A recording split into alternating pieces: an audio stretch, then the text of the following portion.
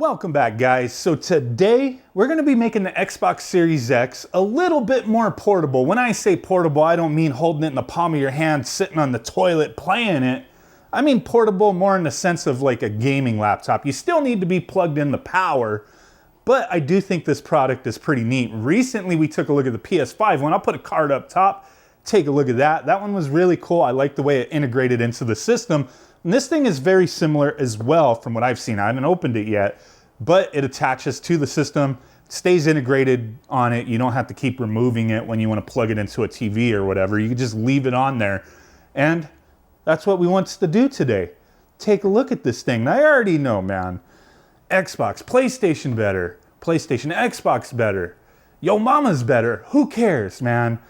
I love gaming. I talk about all different systems, and you know, the Xbox, I got some love for just like the PS5 and the Nintendo Switch. So let's get into it, man.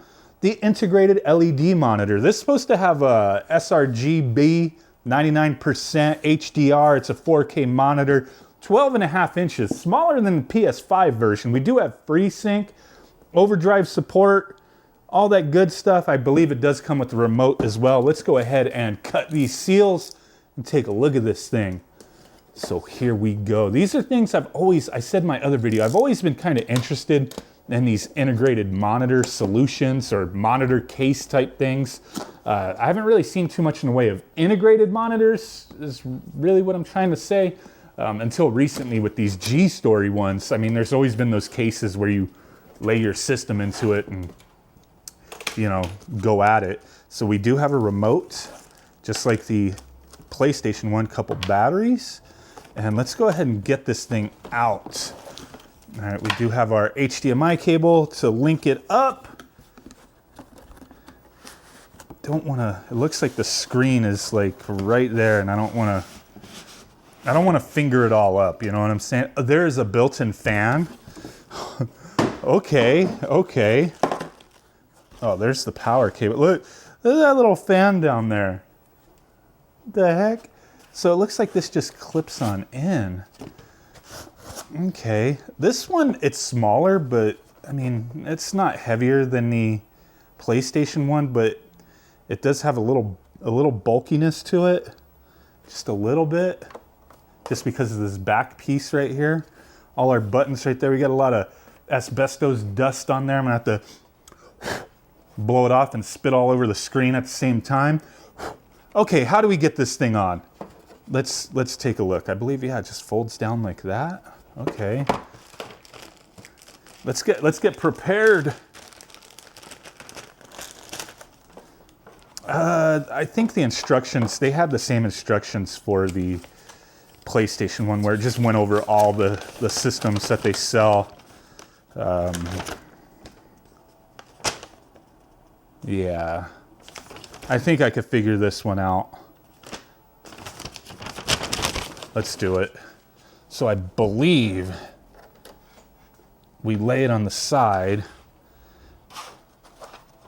and you have like this slot like on the back of the Xbox. You see that little hole? Looks like this thing is prepared to go into that hole. Let's go ahead and penetrate that hole.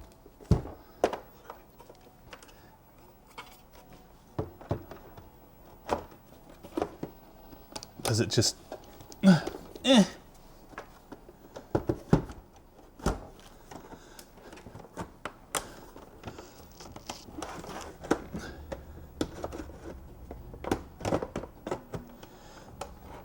How the frick do I?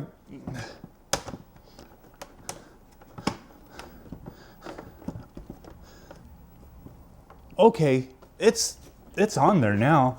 On the back, okay, that's cool. I didn't look at the back before we attached it, but we have speaker action on the back since it's not laying on the top like PlayStation one. We have that fan, so that's good. Access to all our original ports, our memory expansion, all that good stuff. And then on the side, we have the power in and our two HDMIs. I believe, just like the PlayStation one of the HDMIs is 4K, the other one is good for 1080p. Kind of wish they both were 4K, but that's fine. We have all our buttons on the front. power, left, right, enter, source, and menu. But we can also do all that stuff with the included remote. So let's get that set up, get this plugged in, and test her out. So on the back here, what we want to do is we want to go ahead and plug this into HDMI out on the Xbox, and then we want to plug this one into the back of the monitor, HDMI 2.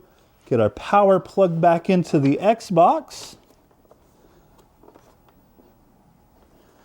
And then find our power supply for the monitor and get all that plugged in, and we'll power it on. We do have those headphone jacks on the back. Pretty nice.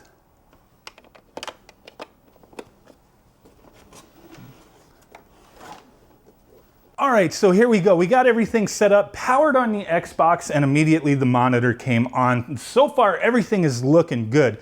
Now, real quick concerning the little remote that it comes with, same one that comes with the PS5 version. Looks a little dark right now. I turned the lights out so the screen looks a little better. We have the same shortcut keys and whatnot, like F1, these 3 buttons in the middle here. We can go to low blue mode, exit out of that. The P button is for the different screen modes. You have FPS, RTS, game mode, photo, movie, that kind of thing. And then the F2 button is for overdrive. Now, if we exit that, we press up on the D-pad. It is like quick settings for the game mode, black level, FreeSync, HDR, all that good stuff. And then if we hit the menu button, we're gonna have all of our stock normal, options as far as picture settings and video settings, audio settings, that kind of thing. There is one difference on this version versus the PS5 one. I'm not gonna go over every single thing here, but it's pretty standard fare stuff. The main difference is that at the bottom of the general set, there is an option to turn the included fan on or off. Default, it was off, and yeah, it wasn't on. I turned it on a moment ago and I was like, I don't hear anything. Like, is the fan working? Is it not getting power? I double checked it, the fan was spinning. It's just very silent. It is working. So that was pretty cool that you can turn it on or off if you need it. So that's the remote. It works decently well. The PS5 version of the remote, I had to be like further back away for it to register. With this one, it registers decently fine if I'm like right on top of the system with it. So there's that, no biggie. So let's go ahead and take a look at the settings real quick to check out our video and display options to make sure everything's looking good. So it does state that our TV here, our monitor, integrated monitor, is 4K UHD at 60 Hertz. We don't have 120 Hertz. That would be cool, but these monitors, they're not doing them at 120 Hertz right now. Playing games, what does it say? Your TV supports up to native 1080p at 120 FPS, so that's cool if you're playing 1080p. Okay, we have HDR10 for gaming, no Dolby Vision for either Hertz, you know what I mean? Refresh rate there. And then everything else at the bottom as far as watching movies at the different bits and everything. You guys see everything going on here. Your TV supports capturing 4K game clips. So far so good. Pretty standard stuff. It does appear to be working as advertised. So let's go ahead and take a look at a couple games real quick, see what to do. Boot up Sea of Thieves, fun game. I've been playing it on PC lately.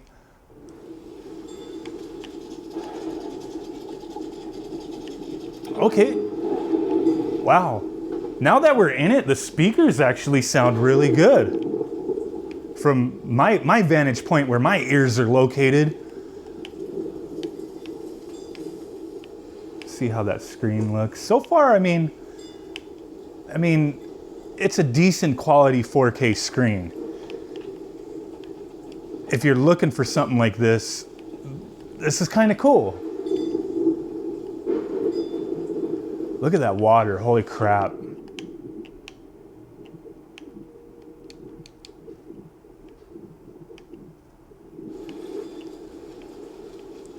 This is a beautiful freaking game, my guys and girls. I've been trying to get into it. My kids play this every once in a while. I've been starting to try to get into it because I just think it looks amazing. But let's go ahead and get out of this, boot something else up. You know, the quality that I'm capturing, doesn't really give it justice as far as what I'm seeing in person. It does look really good. Not the greatest monitor I've ever seen. I'm not gonna like kid myself here, but it does look really good for what it is, and being such a little screen. Take this thing to Starbucks, get me one of them mocha frappuccinos, sit around playing some Cyberpunk.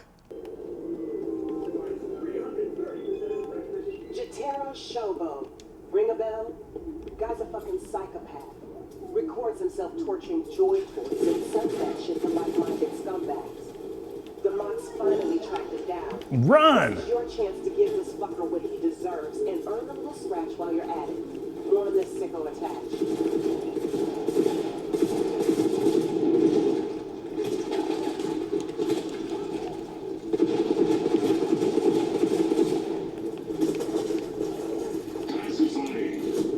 Oh shit.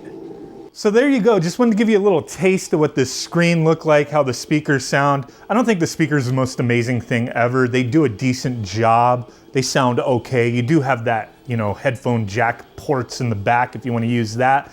But definitely a neat thing. I mean, not too intrusive the way it looks. It just kind of sits flush with the system. I mean, you stand it up and have it plugged into your TV. It's just there. Be like, hey, I got that Xbox fridge. Nope. It's a screen. Pretty neat. I mean, for what these things are, they are a little pricey. There's no denying that. Some people may have a use for these things, travel a lot, whatever the case may be. And you know, screw it. If this fulfills your dreams and your ambitions in life, you only live once, man. Integrate a monitor into your Xbox and live your best life, I suppose. Or don't. If you don't have a reason for it, then why the hell would you buy it, right? Neat. Neat. Not the most quality thing in the entire world, but it doesn't seem overly cheap as well. Display is decent quality. No real complaints with it. Just wanted to share this with you guys. Let me know what you think down below in the comments. Subscribe, like, dislike, whatever you want. I mean, it all helps me out and it is appreciated. So thanks for watching. Give you guys a big ass thumb button. You'll face blurry like a Bigfoot. Peace out. Bye-bye and boom. Bye.